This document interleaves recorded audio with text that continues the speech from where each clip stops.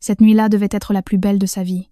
Après 4 ans passés ensemble, après des centaines de promesses, après avoir imaginé cet instant encore et encore, elle était sur le point de devenir sa femme, mais elle n'a jamais atteint l'autel.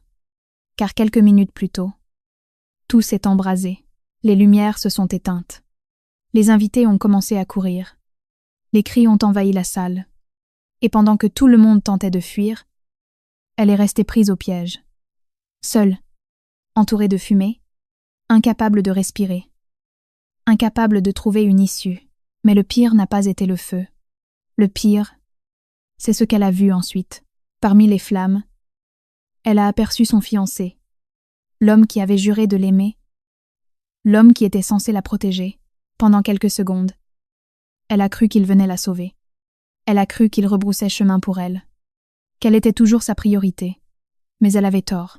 Il a pris une autre femme dans ses bras, et il s'est enfui.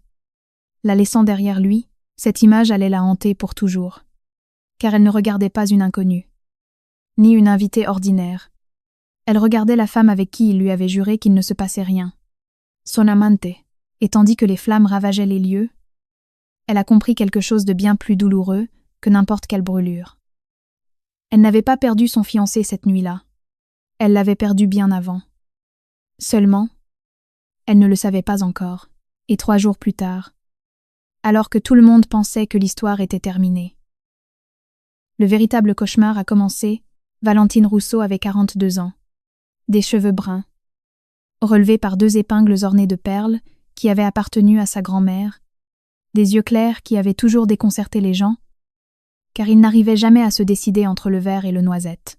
Une femme qui n'avait besoin de personne pour lui dire qu'elle était belle, mais qui, ce jour-là, pour la première fois, le ressentait jusqu'au fond de son âme.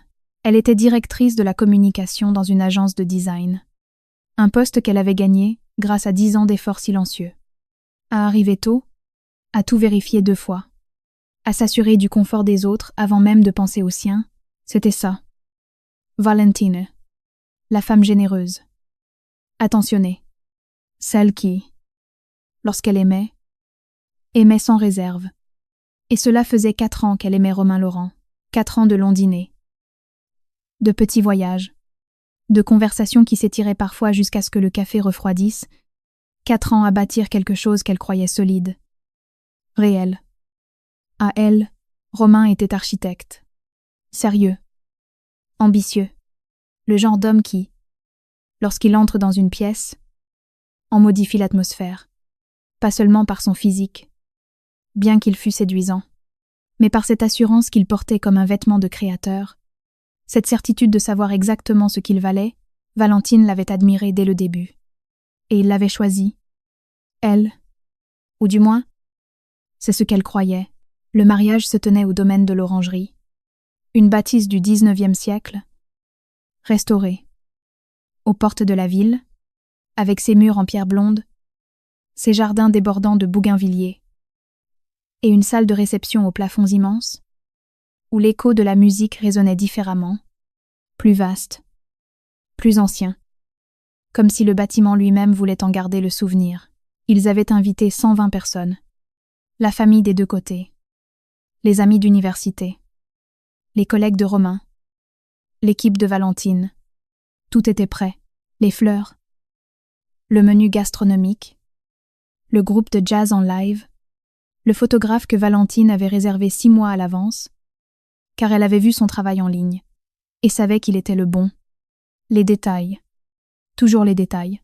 Et ce jour-là, pendant que sa mère ajustait le dernier pli de sa robe blanc ivoire dans la loge de la mariée, Valentine s'est dit que tous ses efforts en valaient la peine, que chaque nuit passée à travailler, chaque sacrifice silencieux.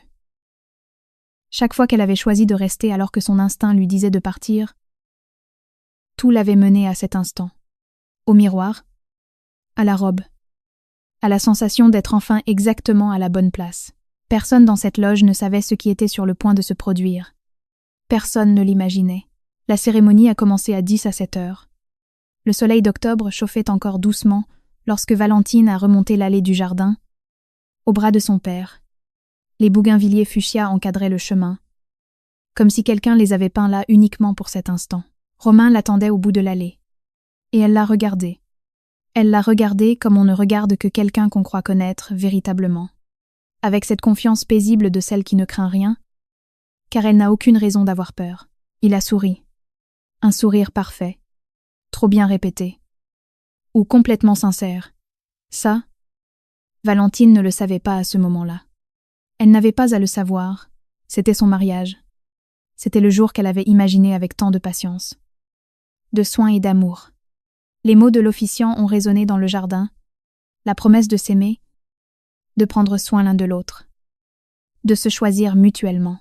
Valentine a dit oui d'une voix ferme, sans hésitation, sans tremblement. Avec cette certitude tranquille qui l'avait toujours caractérisée, Romain a également dit oui, et les 120 invités ont applaudi. La photo prise à cet instant précis montrerait 2 personnes souriant sous une arche de fleurs blanches. Valentine, les yeux un peu brillants. Romain, la main posée sur sa taille. Une image parfaite. Trop parfaite. Comme le sont souvent les images qui cachent des mensonges. La réception a bien commencé. La musique d'un quatuor à cordes. Les toasts au champagne. Les embrassades. La tante Chantal de Valentine. En larmes dès la première minute. Le cousin de Romain qui, dès sa 2e coupe, racontait des blagues que personne ne lui avait demandé. Tout était normal. Tout était prévu. Valentine dansait. Riait. Recevait des câlins. Elle répondait aux questions sur leur voyage de noces qui se ferait au Portugal, car elle rêvait de voir Lisbonne depuis qu'elle avait 20 ans. Et au milieu de tout cela, à un moment que personne n'a su déterminer avec précision, Camille Léraud y a fait son entrée. Elle n'est pas arrivée comme une invitée, car elle ne l'était pas. Elle est arrivée comme quelqu'un qui sait exactement ce qu'elle fait. 35 ans. Les cheveux détachés. Une robe rouge qui, n'importe quel autre soir, aurait été élégante. Mais ce soir-là, c'était une déclaration. Une déclaration que Valentine n'a pas su lire, car elle était bien trop occupée à être heureuse. Camille Leroy était architecte. Elle aussi, collègue de Romain. Partenaire de projet. Valentine l'avait croisée 1 ou 2 fois, mais ne la connaissait pas bien. Elle n'avait aucune raison de se méfier d'elle. Pas encore. Le temps a continué de filer. Les bougies des centres de table vacillaient. La musique a pris un rythme plus entraînant. Les enfants couraient entre les tables. Les grands-parents cherchaient des chaises pour s'asseoir. Et c'est alors que l'odeur a devancé le bruit.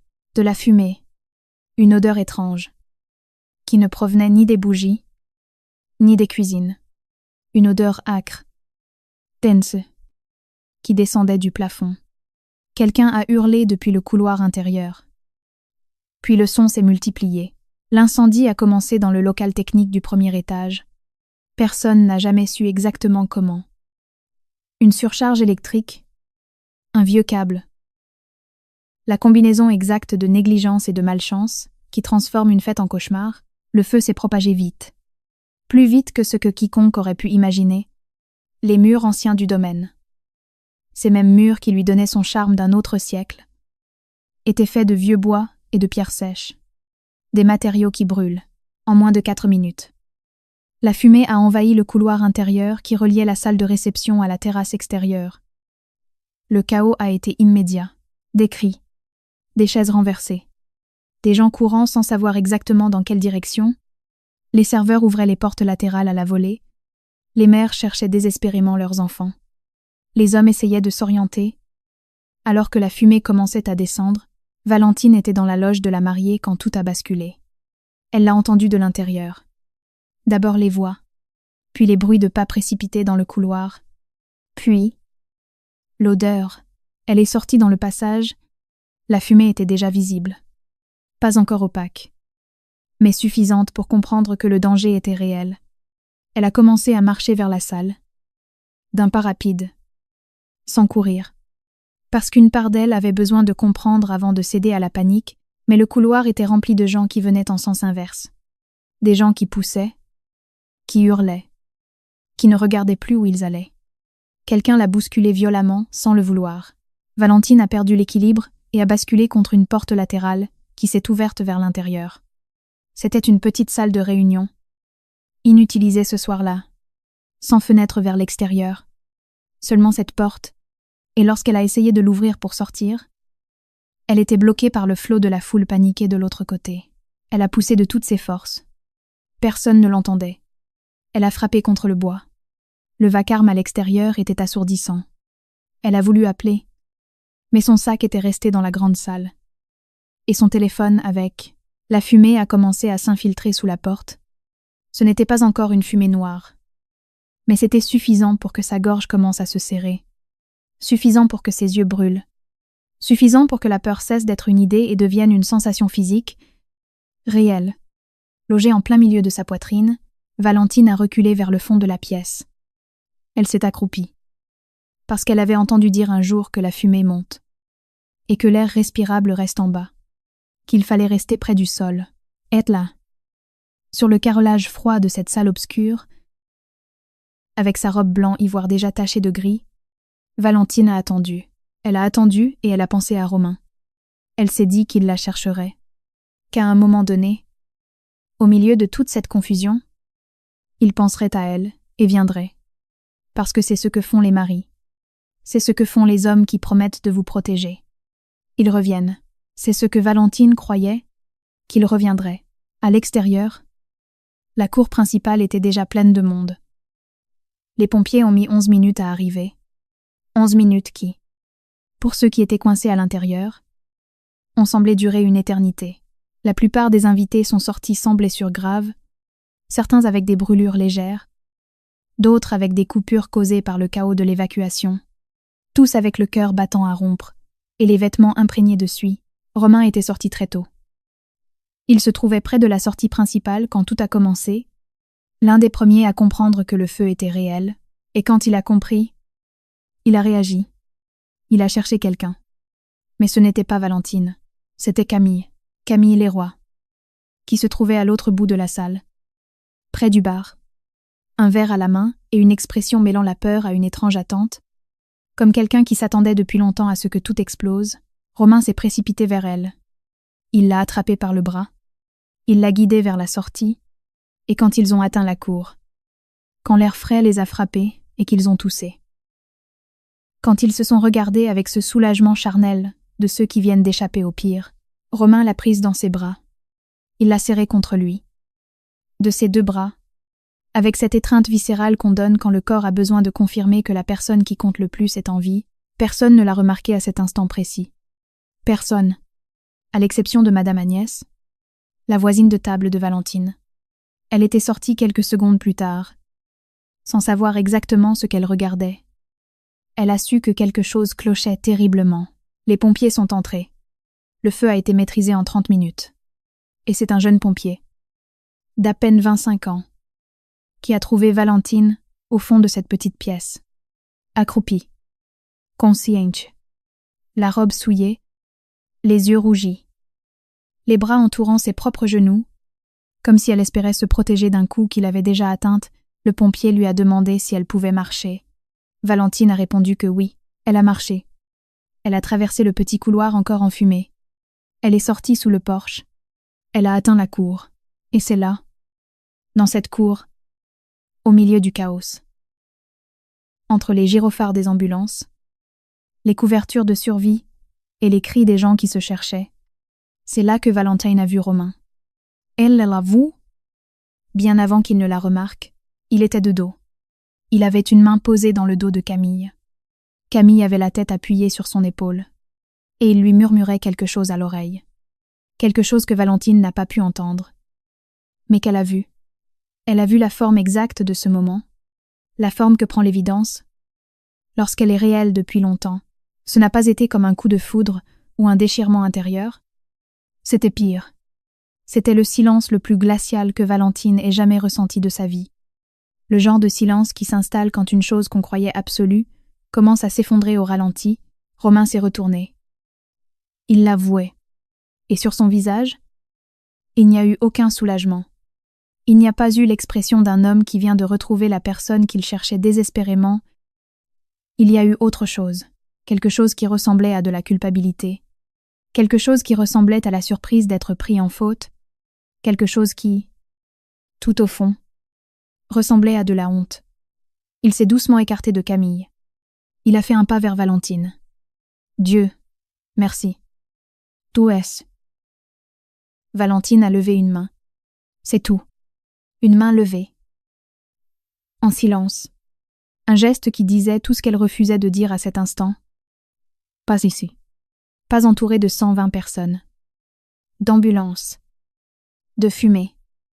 Et du désastre de la soirée. Et dans ce geste, dans cette main levée, la véritable histoire de cette nuit-là a commencé. Ils l'ont emmenée à l'hôpital par précaution. Une légère inhalation de fumée. Rien de grave sur le papier. Rien que les médecins ne considéraient comme critique. Mais le corps emmagasine ce que l'esprit tente encore de trier. Cette première nuit, Valentine s'est réveillée 3 fois à cause de l'odeur. Il n'y avait aucune fumée dans l'hôpital. L'odeur était ancrée en elle, dans sa gorge, quelque part entre sa poitrine et sa mémoire, là où aucun examen médical ne pouvait regarder. Elle en était tout de même reconnaissante. Car l'hôpital était un endroit silencieux. Un endroit où personne ne lui demanderait de sourire, où personne n'attendrait d'elle qu'elle dise que tout allait bien. On l'avait installée dans une petite chambre, avec une fenêtre qui donnait sur un jardin intérieur. Sa mère arriva en moins de 20 minutes. Son père juste derrière, puis sa sœur, Mathilde, qui entra dans la pièce, la regarda, et sans dire un seul mot, s'assit sur le lit pour lui prendre la main. C'était ainsi que réagissaient les gens qui aimaient vraiment Valentine. Ils ne posaient pas de questions. Ils n'exigeaient rien. Ils étaient simplement là. Romain arriva à son tour. Mais à l'extérieur, les choses avaient déjà changé. Madame Agnès avait raconté ce qu'elle avait vu aux bonnes personnes, avec cette rapidité implacable de ceux qui savent qu'une telle histoire ne peut être passée sous silence. 120 invités possédaient 120 téléphones.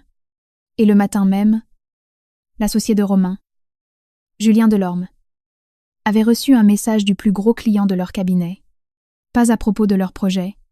À propos de Romain, Romain est arrivé à l'hôpital sans mesurer l'ampleur de ce qui se tramait dehors. Il portait encore son costume, bien que sa cravate fût défaite. Et il y avait une trace sombre sur le col de sa chemise. Il arborait cette expression de l'homme qui ne sait pas tout à fait quelle posture adopter. Valentine l'a observé depuis son lit. Pas avec colère. Pas encore. Mais avec quelque chose de bien plus lourd que la colère. Avec ce regard lucide de celle qui commence à voir quelqu'un clairement pour la toute première fois. Comment tu te sens, a-t-il demandé. Bien, a-t-elle répondu. Un seul mot, sans rien de plus. Il voulait parler. Cela crevait les yeux. Il avait préparé un discours. Ou du moins, il essayait de s'en convaincre. Mais la mère de Valentine était là, ainsi que sa sœur, et la façon dont ces 2 femmes l'ont regardé a suffi à lui faire ravaler ses mots. Il est parti au bout de 10 minutes. Il a dit qu'il reviendrait. Valentine n'a pas répondu. Cette nuit-là, seule dans sa chambre, après que sa famille soit allée se reposer, Valentine a fixé le plafond blanc de l'hôpital. Elle ne pleurait pas. Pas encore. Elle pensait. Elle rassemblait des morceaux qui, soudainement, prenaient une forme toute différente. Cette fois où Romain était rentré tard pour dîner, en donnant de vagues explications. Elle se souvenait de cette soirée avec une précision qui la surprenait.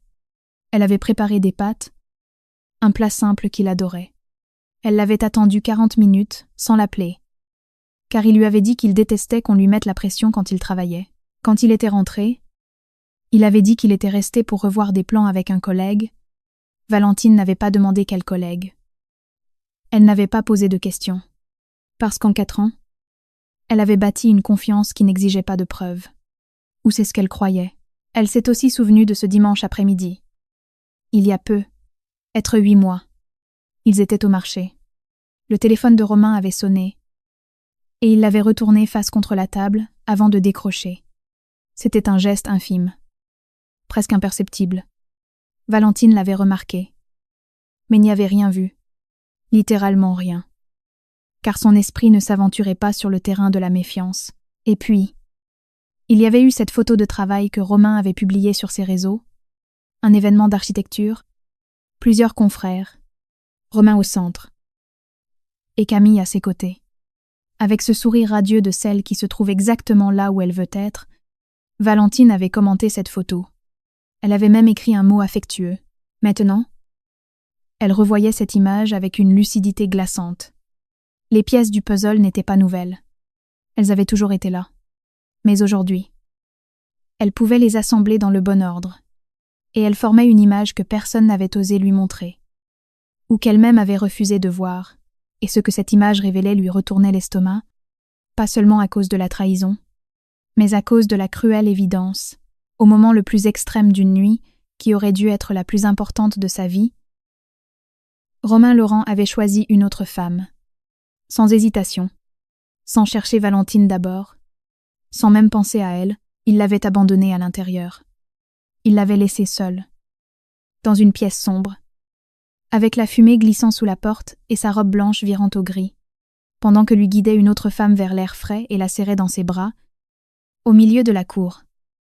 Comme si elle était la seule chose qui comptait au monde, c'est ça qu'elle ne pouvait pas effacer. Pas l'infidélité. Même si elle déchirait le cœur.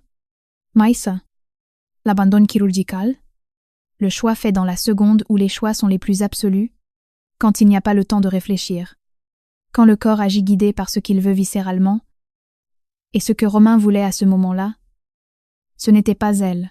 Valentine a fermé les yeux. Elle a pris une grande inspiration. L'hôpital avait cette odeur aseptisée, qui n'est pas agréable, mais qui a le mérite d'être honnête, sans parfum, sans artifice. Et c'est là, baignée dans cette honnêteté, que Valentine a finalement pleuré. Pas de désespoir. Elle a pleuré doucement. De ces larmes qui montent lorsqu'on comprend une chose qu'on ne pourra plus jamais ignorer. Des larmes qui ne réclament rien, qui n'attendent aucune réponse, qui ont juste besoin de couler. Parce que le corps ne peut plus contenir l'évidence, si vous écoutez cette histoire et que vous pensez en connaître l'issue, détrompez-vous. Car ce qui vient ensuite change absolument tout.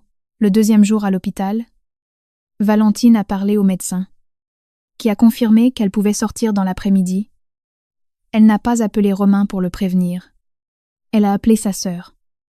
Mathilde est arrivée avec des vêtements de rechange, avec le sac à main que quelqu'un avait sauvé des flammes, et avec cette formidable capacité à ne pas poser de questions au mauvais moment sur le trajet vers la maison de leurs parents, où Valentine passerait les jours suivants. Mathilde a fini pas de mentir. Qu'est-ce que toi vous? Valentine a regardé par la vitre de la voiture. J'en ai vu assez. Mathilde n'a pas insisté. Et Valentine s'est sentie reconnaissante. Et pas pour la première fois. D'avoir une sœur qui savait qu'en parler. Et qu'en se taire, la maison de ses parents sentait comme toujours le café chaud, l'encaustique pour le bois, cette odeur si particulière des endroits où l'on a grandi, qu'on ne peut pas décrire, mais que le corps reconnaît avant même l'esprit. Valentine a dormi 12 heures d'affilée, pas parce qu'elle était apaisée, mais parce que le corps, lorsqu'il a encaissé trop de chocs en trop peu de temps, finit tout simplement par s'éteindre. Le 3e jour, Romain est venu à la maison. Il n'était pas invité. Il est venu parce qu'il connaissait l'adresse, parce qu'il y était allé tant de fois en 3 ans, parce qu'il pensait, sans doute, que les choses pourraient s'arranger s'il adoptait la bonne attitude. Romain Laurent était très fort pour choisir ses attitudes. Le père de Valentine a ouvert la porte. Il l'a regardé. Il n'a rien dit. Il s'est écarté pour le laisser passer, puis s'est retiré dans la cuisine. Romain a trouvé Valentine assise dans le jardin à l'arrière de la maison, une tasse de thé entre les mains, qui devait déjà être froid. Les cheveux détachés, sans maquillage, dans des vêtements confortables qui la faisaient paraître plus jeune, et, d'une certaine manière, plus solennelle, plus elle-même. Romain s'est assis en face d'elle, sans y être invité. Valentine. Il faut qu'on parle. Oui, a-t-elle répondu, sans émotion dans la voix, sans chaleur, mais sans glace non plus. Juste un oui neutre, qui était pire que n'importe quel cri. Il a pris une grande inspiration. Ce qui s'est passé cette nuit-là. Ce n'est pas ce que tu crois. Valentine l'a fixé.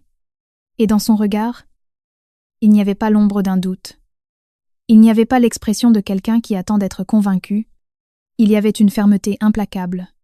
L'expression de quelqu'un qui connaît déjà la vérité, et qui attend de voir si l'autre aura le courage de l'admettre. Romain, a-t-elle prononcé lentement. Yetaevo. Je vous ai vu. J'ai vu exactement ce que tu as fait. J'étais à côté d'elle quand le feu a pris. C'était un réflexe. C'était un choix. L'a-t-elle interrompu.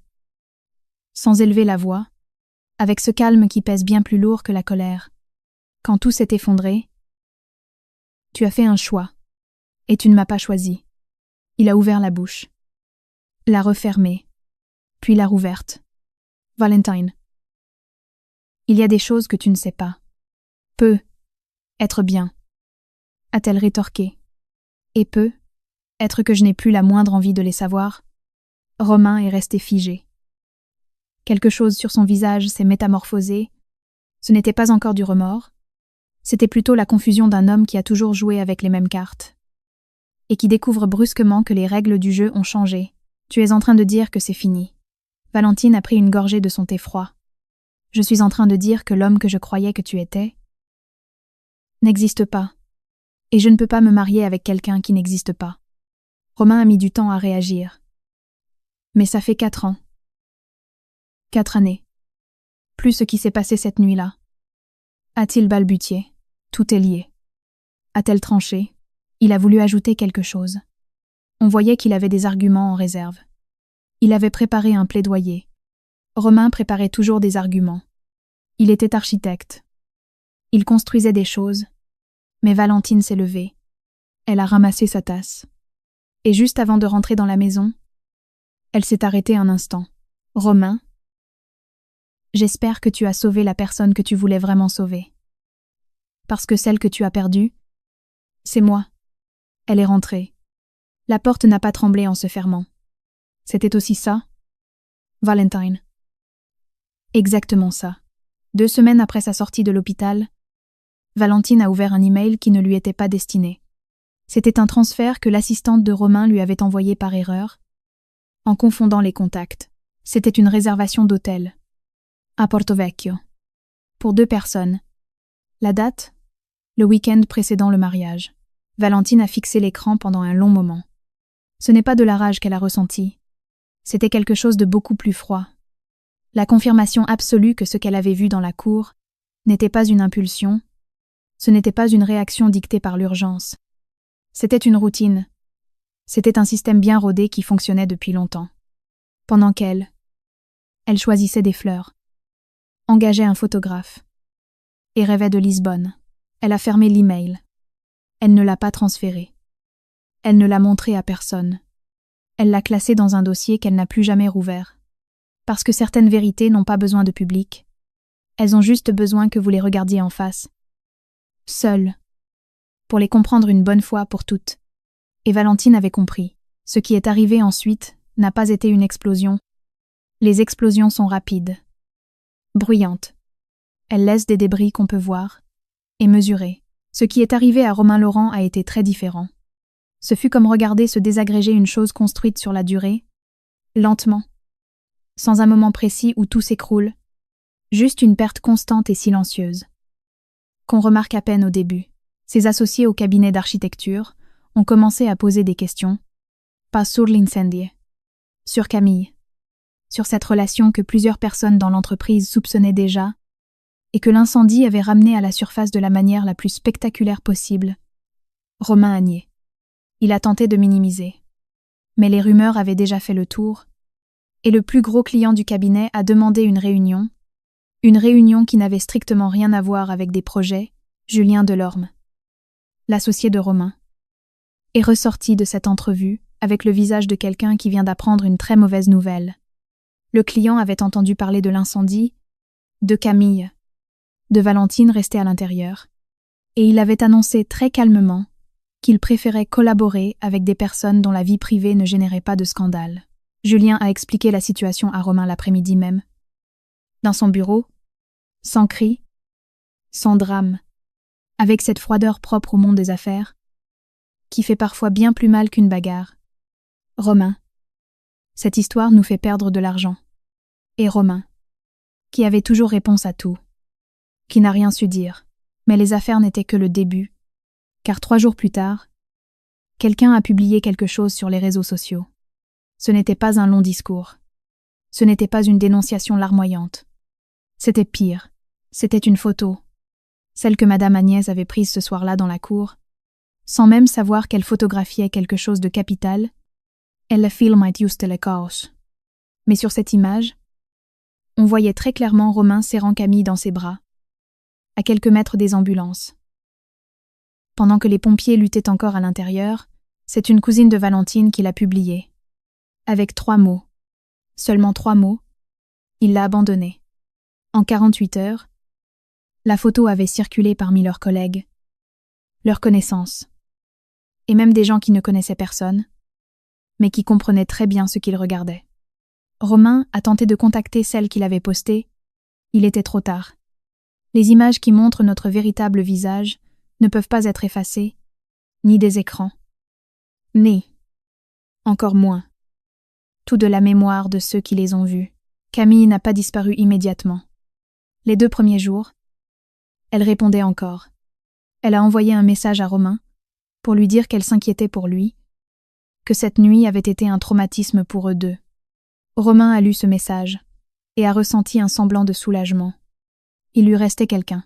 Mais quand la photo a commencé à tourner et que le nom de Camille est apparu dans les commentaires, elle a changé d'attitude. Romain l'a appelée. À la 3e tentative, elle a décroché. Elle lui a dit qu'elle avait besoin d'espace, que tout cela prenait des proportions démesurées, que l'incendie l'avait beaucoup affectée. Romain est resté le téléphone à la main. Il lui a fallu un instant pour assimiler ce qu'il venait d'entendre. Camille Leroy savait choisir ses moments. Tant qu'il y avait quelque chose à gagner, elle était là. Dès que la facture lui a été présentée, elle a fait 2 + 2, avant même qu'il ne termine sa phrase. Des semaines plus tard, elle est apparue sur les réseaux sociaux, en photo avec un autre homme, sans drame, sans explication, comme si rien de ce qu'ils avaient partagé n'avait laissé une empreinte suffisante. La mère de Romain l'a appelée le 4e jour, Madame Thérèse Laurent. Une femme petite et énergique qui vivait à Lyon, qui avait fait le voyage pour le mariage, et qui était restée après l'incendie, car personne ne lui avait dit qu'elle pouvait rentrer. Madame Thérèse connaissait Valentine depuis le tout début. Elle l'avait aimée dès le premier jour. Elle ne le disait pas souvent, car elle appartenait à cette génération qui prouve les choses par des actes et non par des mots. Mais Valentine était la première compagne de son fils dont elle avait dit, sans qu'on le lui demande, que c'était une belle personne. Elle a appelé Romain et a parlé pendant 10 minutes. Romain n'a pas dit grand-chose. Il a seulement écouté, et quand il a raccroché, quelque chose en lui a semblé s'affaisser d'1 centimètre de plus, parce qu'on peut toujours argumenter, on peut toujours inventer des versions de l'histoire, mais quand votre propre mère vous parle avec cette voix calme qu'ont les mères lorsqu'elles sont profondément déçues, les mots ne servent plus à rien. Madame Thérèse est rentrée à Lyon 2 jours plus tard, sans la longue étreinte habituelle, juste une accolade brève, sèche, le genre d'adieu qui ne promet rien. Romain l'a ressenti dans sa chair, comme on ressent les choses irrémédiables. À la même heure, Valentine était dans un café près de chez ses parents, assise face à Lucie, sa meilleure amie depuis qu'elles avaient 6 ans. Le genre d'amie qui vous dit la vérité, même quand elle fait mal, mais toujours avec amour. Lucie l'a regardé un long moment avant de parler. « Comment tu te sens ?»« Vraiment ?» Valentine a réfléchi.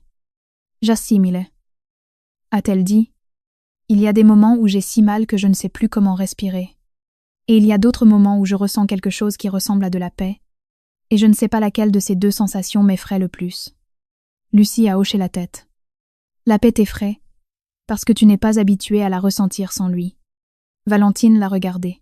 « Je crois que je ne l'ai jamais ressentie totalement avec lui. » Elle l'a dit calmement, sans pleurer, comme quelqu'un qui énonce une vérité qu'elle a mis du temps à voir, mais qui a toujours été là. Lucie a tendu la main au-dessus de la table. Valentine l'a serrée. « Alors ?» a soufflé Lucie. « Peut être que l'incendie a brûlé ce qui devait. De toute façon, être réduite en cendres. » Valentine n'a pas répondu tout de suite. Mais quelque chose sur son visage a changé. Ce n'était pas encore un sourire, mais ça en prenait le chemin. Quelque chose de discret, mais de solide. comme une plante qui a poussé dans le noir, qui trouve soudain un ray de lumière, et qui, sans faire de bruit, elle se redresse vers lui. Il s'est écoulé 2 semaines. Valentine est retournée dans son appartement, pas celui qu'elle devait partager avec Romain, qui était toujours le sien, mais son propre appartement, celui qu'elle n'avait jamais complètement rendu, car une voix intérieure, sans le formuler clairement, lui avait dicté de le garder. Elle a repris le travail. Ses collègues étaient gentils, certains, trop gentils, avec cette bienveillance gênée de ceux qui ne savent pas quoi dire, mais qui veulent dire quelque chose. Valentine l'a tout de même apprécié, car derrière leur maladresse, il y avait de l'affection. Elle a repris ses habitudes, son café du matin dans la cuisine, ses promenades du mardi et du jeudi, les livres qu'elle avait laissés en suspens, parce que les préparatifs du mariage lui avaient volé son temps libre. Ça n'a pas été facile. Il y a eu de mauvaises nuits. Des nuits où le silence de l'appartement résonnait comme une accusation. Des nuits où elle ouvrait le tiroir où elle avait rangé quelques photos, pour le refermer aussitôt. Car elle n'était pas prête. Il y a eu des matins où, au réveil, elle mettait 2 secondes à se souvenir de tout. Et ces 2 secondes, avant que la mémoire ne frappe, étaient un cadeau aussi infime que cruel. Il y a aussi eu des soirs où l'odeur revenait sans prévenir, une fumée imaginaire qui n'existait nulle part dans l'appartement, mais que son corps s'obstinait à recréer. Valentine a appris à ne plus lutter contre ça, à rester immobile jusqu'à ce que ça passe, à comprendre que guérir, ce n'est pas oublier. C'est apprendre à porter ses cicatrices différemment, mais il y a eu autre chose, quelque chose qui a germé doucement, et qu'au début, Valentine n'arrivait pas à nommer. La sensation que, pour la première fois depuis très longtemps, elle s'appartenait totalement, que ses décisions ne dépendaient plus de l'avis de Romain, que ses projets ne nécessitaient l'approbation de personne, qu'elle pouvait changer d'avis en plein milieu de la journée sans avoir à s'en justifier. C'était la liberté. Et elle arrivait drapée de chagrin, ce qui est la façon dont la vraie liberté se présente la plupart du temps. Romain a tenté sa chance 3 fois de plus. La première fois, avec un très long message. Le genre de message où l'on se justifie à l'excès, pensant que les mots peuvent racheter les actes. Valentine Lalo. Elle n'a pas répondu. La 2e fois, il s'est présenté à son travail. Il a attendu dans le hall. Valentine est descendue. Elle l'a regardé. Et l'a a dit, avec le plus grand calme, que s'il se présentait encore sans y être invité, elle considérait cela comme du harcèlement. Romain est parti, la 3e fois. Il a fait livrer des fleurs. Valentine les a réceptionnées, les a regardées, et les a posées sur le palier, parce que les fleurs n'y étaient pour rien. Mais elle n'a pas répondu, pas parce qu'elle détestait Romain, mais parce qu'il y avait quelque chose de bien plus important que la haine, ou que le pardon immédiat. Il y avait elle-même, et pour la première fois depuis longtemps, elle-même suffisait à remplir tout l'espace, 1 mois après l'incendie. Madame Agnès a appelé Valentine. Non pas pour parler du drame, mais pour l'inviter à rejoindre un groupe de femmes qui se réunissaient le jeudi pour parler littérature et boire du vin, un groupe qu'Agnès avait créé il y a 2 ans. Précisant qu'elle avait besoin de personnes ayant du jugement, Valentine a hésité. Puis elle a accepté. C'était le jeudi suivant. Le groupe était composé de 8 femmes, âgées de 40 à 65 ans, toutes différentes, avec des histoires différentes, des voix différentes. Et dans ce salon, en buvant un vin rouge qui n'avait pas été choisi, avec un grand discernement, mais dont personne ne s'est plaint. Valentine a raconté, pour la première fois à voix haute, ce qui s'était passé. Pas tout, juste l'essentiel, juste assez pour que les 8 autres femmes hochent la tête, chacune à sa manière, certaines avec les yeux brillants, d'autres avec ce regard grave de celles qui reconnaissent une épreuve pour l'avoir traversée, d'autres encore, écoutant simplement avec cette attention qui est Ensoy, la plus pure forme de soutien. Personne ne lui a dit qu'elle exagérait. Personne ne lui a dit qu'il y avait sûrement une explication rationnelle. Personne ne lui a demandé si elle pensait avoir, elle aussi, commis une erreur. Elles l'ont juste écoutée, et en ressortant ce soir-là, Valentine a marché vers sa voiture. sous un ciel qui avait déversé la pluie, sans qu'elle ne s'en aperçoive. L'asphalte mouillé reflétait les lumières de la rue, et elle a pensé qu'il y avait une certaine poésie là, dedans, dans les reflets, dans la façon dont les choses les plus banales peuvent changer d'aspect, selon l'endroit d'où on les regarde. Romain, pendant ce temps, continuait de tout perdre, pas d'un seul coup, mais par strates successives. Le cabinet d'architecte a survécu, mais son aura était entachée. Julien Delorme a réorganisé les dossiers. Et le projet le plus ambitieux de l'année a été confié à une autre équipe. Romain n'a pas demandé pourquoi. Il connaissait la réponse. Ses confrères la connaissaient aussi. Dans le monde de l'architecture, la réputation n'est pas un détail. C'est la fondation sur laquelle on bâtit tout le reste. Et celle de Romain présentait désormais des fissures qu'aucun nouveau contrat ne pourrait colmater. Ce n'était pas de l'ostracisme pur. Personne ne l'ignorait ouvertement en réunion. On ne lui fermait pas les portes au nez. Mais il y avait une nuance imperceptible dans la façon dont on le dévisageait, cette infime distance que les gens instaurent quand ils savent de vous quelque chose qu'ils auraient préféré ignorer. Et Romain, qui avait toujours excellé à lire les espaces, lisait cela avec une clarté impitoyable, 3 mois après l'incendie. Valentine a pris une décision qu'elle mûrissait depuis longtemps. Elle est allée voir sa directrice et lui a présenté un projet de communication qu'elle peaufinait dans sa tête depuis des mois et qu'elle avait enfin couché sur papier. Une stratégie novatrice pour une nouvelle branche de l'entreprise. Sa supérieure l'a lue. Elle lui a demandé 1 semaine de réflexion. Au bout de 4 jours, elle l'a convoqué pour lui dire oui, et avec ce oui est arrivé autre chose. Une proposition de promotion que Valentine n'avait pas réclamée, mais qui venait couronner des années de travail acharné, qui attendait juste d'être mise dans la lumière. Valentine a accepté. Et ce soir-là, dans son appartement, elle a débouché une bouteille de vin qu'elle gardait pour une grande occasion. Une occasion qu'elle imaginait jadis tout autre, mais c'était celle-ci une célébration tranquille. Seule, avec de la musique en fond sonore et la fenêtre grande ouverte, elle a bu lentement, et elle a pensé qu'il y avait une force inouïe dans le fait de célébrer ses victoires en solitaire, pas comme un aveu de solitude, mais comme la preuve éclatante qu'on est entière, comme la preuve que la source de la joie n'a pas besoin de résider dans le corps d'un autre. 6 mois après l'incendie, Valentine a consulté un avocat.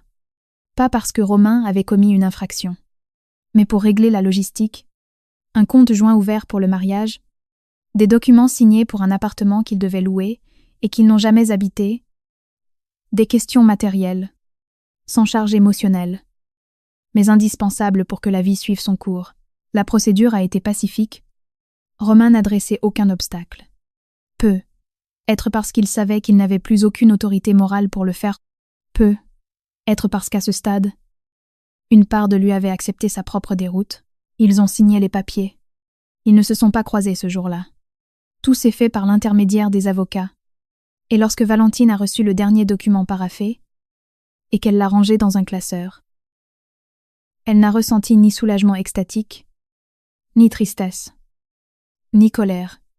Elle a juste senti qu'une porte se refermait proprement, et que la pièce dans laquelle elle se trouvait était désormais la sienne, totalement la sienne.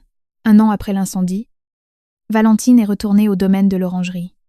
Pas pour affronter ses démons, pas pour une quelconque quête symbolique.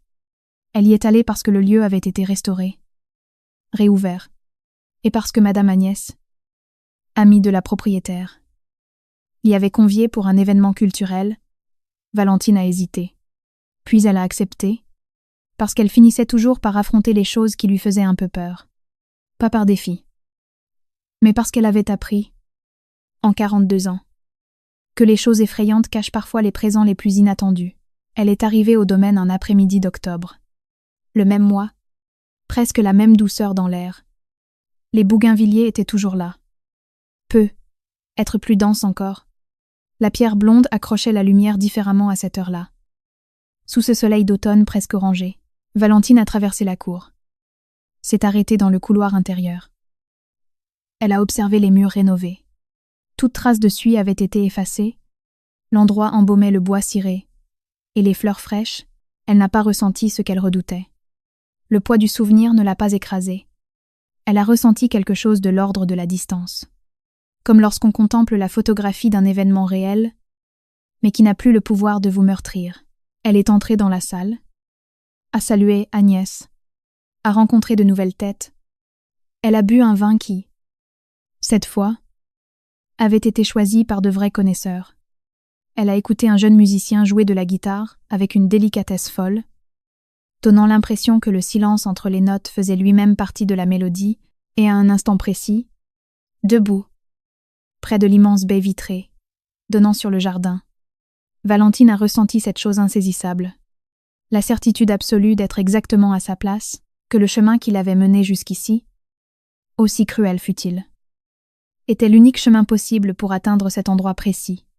Pour rencontrer cette version d'elle-même, ce n'était pas une illumination spectaculaire, c'était intime, apaisant, et c'était à elle. Romain l'a appris par Julien, son associé, pas comme une annonce capitale, mais au détour d'une conversation, lors d'une réunion où ils ont évoqué le grand projet que Valentine pilotait et qui avait fait la une d'une revue spécialisée. Julien l'a mentionné sans imaginer que ça ferait mal. Romain a entendu son prénom. Il a écouté les chiffres de son succès. Il n'a rien dit. Il a hoché la tête, comme s'il écoutait des statistiques, mais en retournant à son bureau, marchant dans la rue sous le soleil d'après-midi, qui frappait les façades d'une lumière presque aveuglante. Romain Laurent a pensé à ce qu'il s'efforçait de refouler. Il a pensé à la nuit de l'incendie, à cette fraction de seconde où il a fait son choix, non pas comme le grand méchant d'un film, mais comme un homme qui a agi selon sa vérité viscérale, en une fraction de seconde, sans réfléchir. Il avait prouvé qui il était, et ce qui comptait réellement pour lui, et ce qu'il avait révélé n'était pas l'homme qu'il rêvait d'être. C'était ça, le plus foudroyant. Ce n'était pas seulement d'avoir perdu Valentine. Même si c'était une déchirure, c'était de s'être vu en pleine lumière, et de ne pas pouvoir supporter son propre reflet. Il s'est arrêté devant la vitrine d'une librairie. Il n'est pas entré. Il est resté planté là, fixant le vide, et il a revu Valentine, dans la cour de l'hôpital, sa main levée, ce calme qui n'était pas de l'indifférence, mais une force redoutable qu'il n'avait pas saisie sur l'instant. Maintenant, des mois plus tard, il comprenait bien trop bien, dès cette nuit-là. Elle savait qui il était, et qui elle était, et elle avait choisi avec la même clarté implacable que lui, à la seule différence qu'elle s'était choisie. Elle, Valentine, 1 an et 2 mois après l'incendie, a pris l'avion pour Lisbonne, seule, non pas parce qu'elle n'avait personne pour l'accompagner, mais parce qu'elle en avait envie. Elle voulait découvrir Lisbonne avec ses propres yeux, sans filtre, sans devoir caler son rythme sur celui d'un autre. Elle voulait se lever à l'heure qui lui chantait, se perdre dans les ruelles, si ça lui plaisait, s'asseoir à la terrasse d'un café, lire un livre pendant 2 heures. Sans que personne n'attende rien d'elle, c'était le voyage dont elle rêvait depuis ses 20 ans. Et quand elle y est arrivée, c'était exactement comme elle l'avait imaginé. Et fondamentalement différent.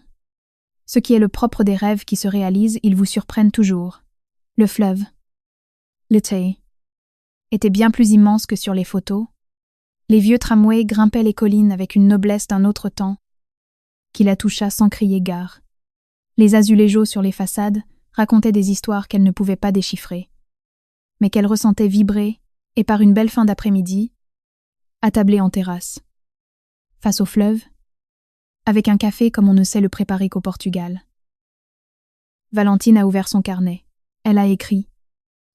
Ni un journal intime, ni une lettre, juste des mots qui jaillissaient, parce qu'elle avait du temps, du silence, et le tage devant elle. Elle a écrit sur la robe blanc ivoire, sur l'odeur de saillie, sur la pièce aveugle et le carrelage glacé, sur la main levée, devant les gyrophares de l'hôpital, sur le thé froid dans le jardin de ses parents, sur cet email reçu par erreur, qui lui avait démontré, sans avoir besoin de sous-titres, tout ce qu'elle devait savoir, sur le vin qu'elle avait sablé seule le soir de sa promotion, sur le domaine restauré, sur les bougainvilliers exubérants, sur le jeune musicien, et sur le silence entre les notes. Elle a écrit tout cela, et à la fin, elle a ajouté une chose. Elle a écrit qu'il y a une différence vertigineuse entre survivre et vivre pendant longtemps. Elle avait confondu les deux. Elle avait appelé stabilité ce qui n'était que de la peur. Elle avait appelé amour ce qui n'était que de l'habitude. L'incendié, dans toute sa brutalité, avait réduit ses illusions en cendres, et ce qui subsistait, une fois la fumée dissipée, c'était une chose que personne ne pourrait plus jamais lui offrir ni lui arracher. C'était elle-même, entière, purifiée, à 43 ans, avec un fleuve majestueux devant elle, et un café que l'on ne sait préparer qu'au Portugal. Au même instant, à des milliers de kilomètres de là, Romain rentrait seul dans son appartement. Il a allumé la lumière. Il a ouvert le réfrigérateur sans avoir faim, puis l'a refermé. Il s'est laissé tomber sur le canapé et a fixé le plafond. Il ne pensait à rien de précis. Il sentait juste ce poids diffus, celui des fautes irréparables. Ce genre de douleur sourde et permanente, qui n'est pas aussi aiguë que celle des premiers jours, mais qui tire comme une vieille cicatrice, qui ne fait pas toujours mal, mais qui vous rappelle sans cesse qu'elle est là. Il avait perdu son plus gros client, le projet de l'année, la confiance de son associé, l'estime de sa mère, le respect tacite de sa profession, et il avait perdu Valentine, qui n'était pas juste une femme parmi d'autres, c'était celle qu'il avait aimée avec la plus désarmante des sincérités, celle qui était toujours au rendez-vous, qui n'exigeait jamais plus que ce qu'il pouvait offrir, celle qui faisait confiance sans demander de caution, et il n'avait rien vu, ou s'il l'avait vue, il l'avait considérée comme acquise, comme on considère l'oxygène, la lumière, comme ces gens d'une intégrité rare, qui ne menacent jamais de partir, car il trouve abject de s'en servir comme d'un chantage. Romain a pris son téléphone. Il a cherché son nom, il a regardé l'écran un instant, puis il a rangé l'appareil. Il n'y avait aucun message à rédiger, aucune conversation à réclamer, pas parce qu'elle ne le méritait pas, mais parce que, quand certaines portes se referment de cette manière, il n'y a pas de poignée du côté où l'on se trouve. Il a éteint la lumière. Il est resté plongé dans l'obscurité. Et a compris, pleinement, définitivement, que l'histoire ne s'était pas terminée comme il l'aurait souhaité, mais qu'elle s'était achevée en toute justice, parce que Valentine était heureuse, et qu'il était l'unique responsable du fait qu'elle le soit devenue sans lui, à Lisbonne. L'air s'est rafraîchi avec le crépuscule. Valentine a refermé son carnet. Elle a commandé un autre café. Elle a regardé le fleuve, et elle a souri. Pas d'un sourire mélancolique. Pas de ces sourires qui masquent une fêlure. Du sourire triomphant de celle qui a enfin atteint sa destination. Après une longue traversée, elle ne pensait plus à Romain. Elle ne pensait plus à l'incendie. Elle pensait au fait que demain, elle irait au musée national de l'Azulejo, que Madame Agnès lui avait recommandé. Qu'ensuite, elle déambulerait sans but dans l'Alfama. Qu'elle s'arrêterait dans ce minuscule restaurant que quelqu'un lui avait indiqué sur une carte, qu'elle irait seule, commanderait ce qui lui faisait envie, et prendrait le temps de le savourer. Elle pensait à des choses minuscules, qui sont, en réalité, les plus colossales, celles qui tissent vos journées sans faire de bruit, jusqu'au jour où vous réalisez que votre vie en est magnifiquement remplie. Le fleuve a continué sa course. Le café est arrivé, et Valentine Rousseau, 43 ans, âme seule et plus entière que jamais au cœur de Lisbonne, a laissé la fin du jour l'envelopper, comme si le monde entier avait décidé, pour une fois, d'être infiniment bienveillant. C'est tout ce dont elle avait besoin. Ni d'être secourue, ni d'une explication, ni d'un retour en arrière, juste de ce qui lui avait toujours appartenu, sa propre dignité, intacte, qui avançait vers l'horizon. Il y a des femmes qui se trouvent aujourd'hui au beau milieu de leur propre incendie et qui ne savent pas encore qu'elles peuvent en sortir seules, et bien plus entières qu'elles n'y sont entrées.